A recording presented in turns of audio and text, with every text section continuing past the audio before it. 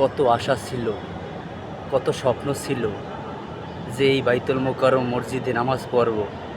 আল্লাহ আমার আশা পূরণ করছে, কিন্তু এখান থেকে গেছি আইছি, কিন্তু তৌফিক ছিল না। আজকের আল্লাহ পাক আমার তৌফিক দান করছেন, তাই নামাজ পড়তে আইলাম। এত সুন্দর একটা মসজিদ, আপনারা আসবেন, যে যেখান থেকে এই ভিডিওটা দেখবেন অবশ্যই আসবেন এই বাইতুল মোকাররম মসজিদে। দেখেন কত বড়, অনেক বড়।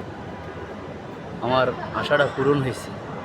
আপনার কাছে আমার একটাই অনুরোধ, সবাই আসবেন এখানে নামাজ পড়ার জন্য। দেখেন আমি পিছনে ভিডিওতে দেখাই,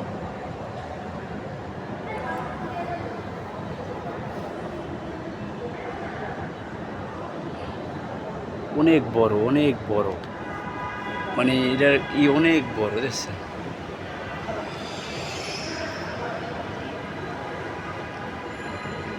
অনেক বড় এই বাইতুল মোকাররম মসজিদ, মানে শেষ নাই, এত বড়, ঠিক আছে।